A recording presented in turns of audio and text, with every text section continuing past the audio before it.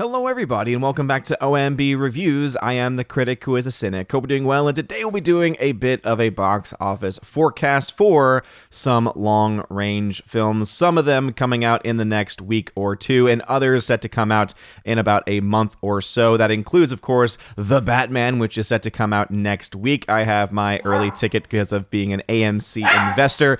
I know, River. I know. It's very exciting. So I'm going to be able to see it Wednesday before it opens officially on Thursday. I know that a lot of people got access to the IMAX showing on Tuesday, the fan event IMAX showing, and so I'm sure that a lot of people will have a lot of thoughts about the film, as some early reviews and early indications of people who've been able to see parts of it are starting to come out. But before going any further, though, into this bit of news, please make sure that you smash the like button, light that fire button if you're watching over on Odyssey, and also make sure that you are subscribed to the channel with that bell notification turned on. That way you know every time a new video or live stream goes live on the channel. So this box office update also includes The Lost City, led by Sandra Bullock and Channing Tatum, and having one of the weirdest cast that I think I have ever seen. Yes, that's Daniel Radcliffe in the middle there.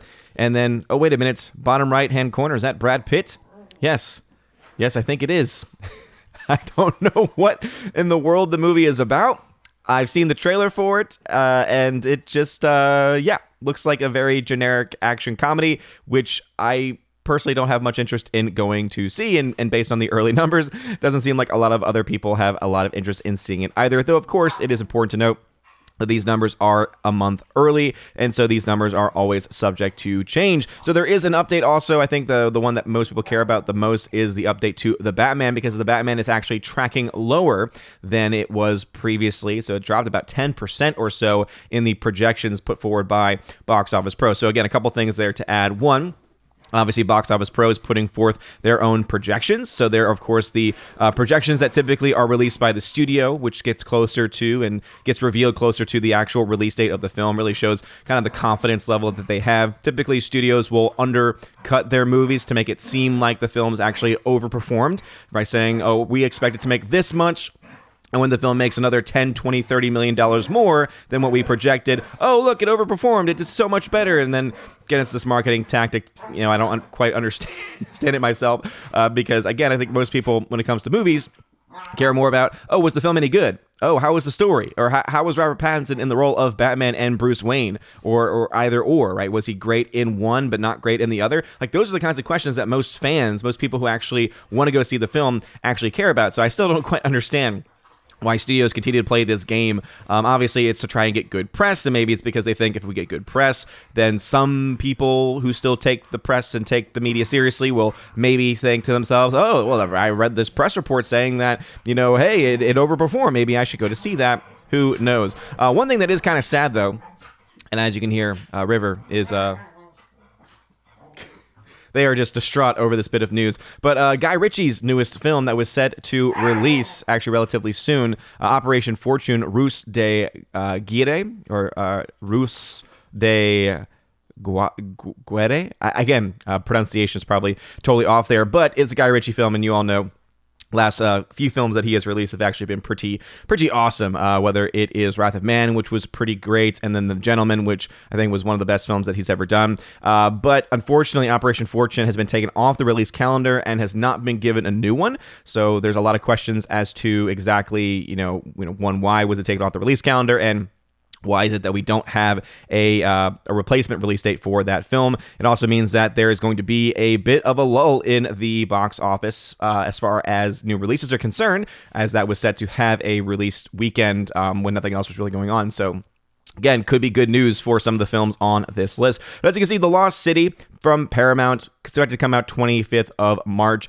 And based on the pros and cons, they expect that film to make anywhere between 15 and 25 million in its opening weekend, and 45 to 85 million domestically by the end of its run, which, based on the trailer, does not really seem like all that much money. And let me see exactly how much money they spent on it. So they spent about $74 million, about $75 million or so. So the movie has to make, north of $150 million worldwide in order to break even.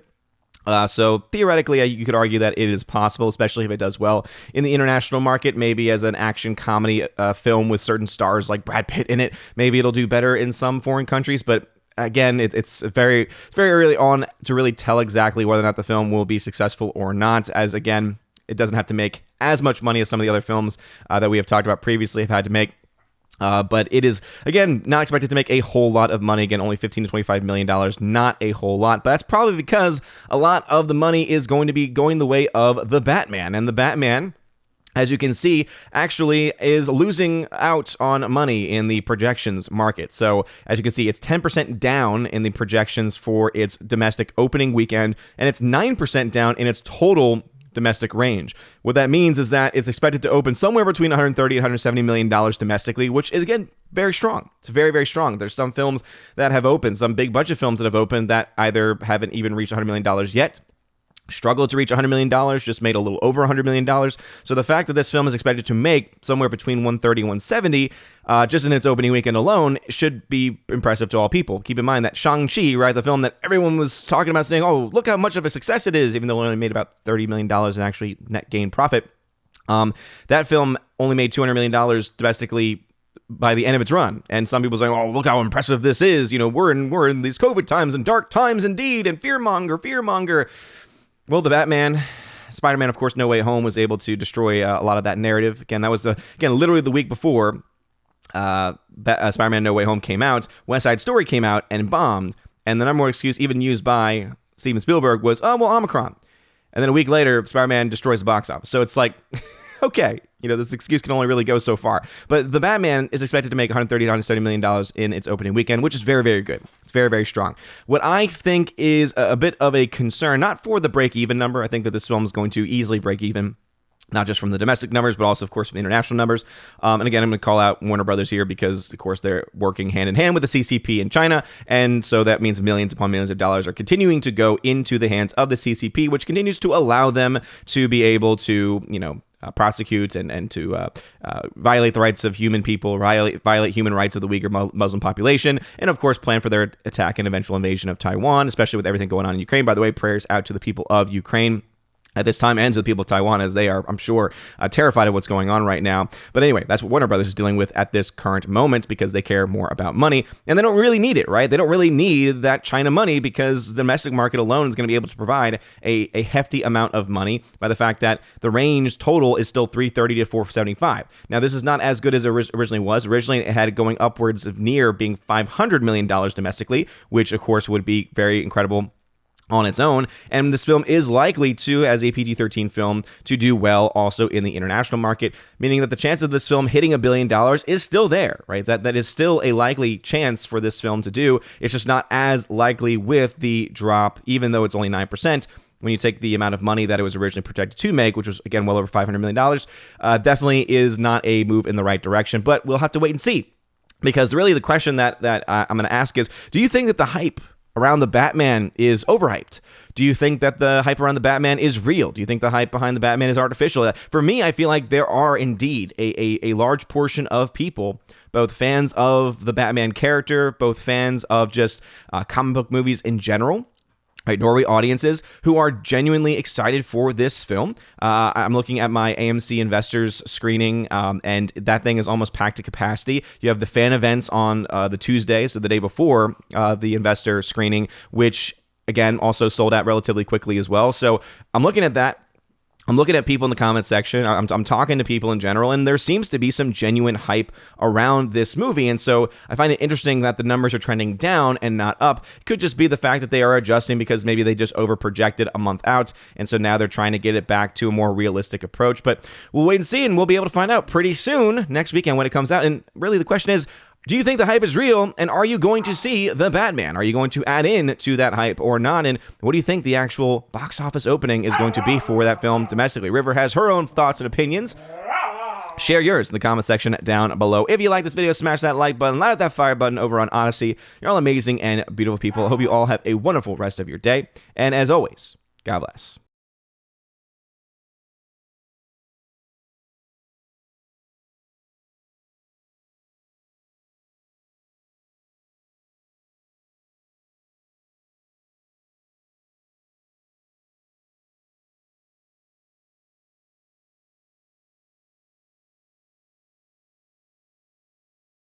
And now for a huge shout out to all of my Patreon Subscribestar and Locals members, starting off with Patreon animation commentator Brandon, let's go Brandon, Brian P., Christopher Bowman, Father Christopher Miller, hail to you, Father. Father Damian Cook, Fuzz Aldrin, Garrett Searles, Hannibal Grimm, Harold Francis, Hymir Ari Hymason, Inflamed Wood, Jacob Juice, Jeffrey Toon, Joe Horn, Jonathan Carney, Gomer Kyles 79, Laura, The Modern Major General's Story, Mike Jackson, Mad Mitch Dunaway, Mondo Spieler, Mr. Peabody, On to June, Orange Hat Reviews, Out of Step with Reality, Priscilla Hall, Rosetta Ellen, Stan Andrian, Teresa Martin, or Miss Martin Muses, Theodore Benden, Tina Bojan, and Tina B., the Empress of the Universe. Thank you very much for supporting me over on Patreon. Also to my Subscribestar peeps, UAB Mad Dog, which is Mr. Mike Jackson, Storm Tracker, The R, Fast Reaction, Nosferatu Gatsu, Stand 4, John B., Mr. Roy, Glinzer, J. Alex McCarthy Jr., Dean Heiss / the new number 2, J-Rod the Beer Guru, and ZK-Man. And also a huge shout out to the newest members over on Subscribestar, TL John, Trent Johnson, and Matt317.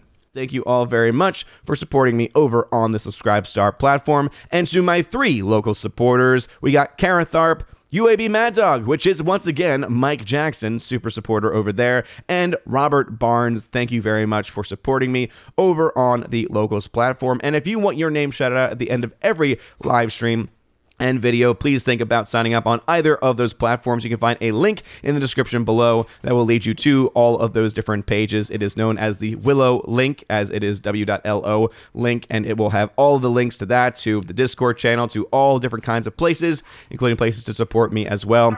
At the Citizen of Asgardian level, you get Citizen of Asgardian level is how it's labeled on Patreon. Still need to fix that, but Citizen of Asgard level, you get a shout out at the end of every live stream and video. If you join at the Army of Asgard level, you also access to a giveaways channel, which is featured on the Discord that I have. I know, River, it is very exciting.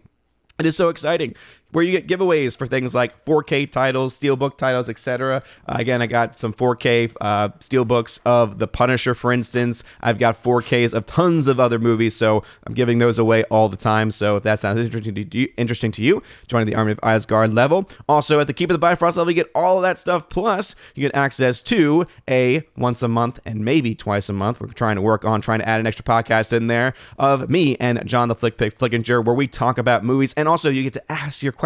Any questions that you want to ask, you get to ask with that podcast. And then you have the Chosen of Valhalla level, which gives you access to all of those. And also a once-a-month podcast where you get to be featured with me on the main channel. We all get to talk together about movies, culture, pop culture, anything really that the Chosen want to talk about, or anything the Chosen want to promote is on the table. So if you like that, join at the Chosen of Valhalla level. Also, during your first month of support, you get a free t-shirt. Any t-shirt that you want from the main store, you get access to, and I do ship internationally anywhere in the world. Anyway, you guys are all amazing and beautiful people. Hope you all have a wonderful rest of your day. And as always, God bless.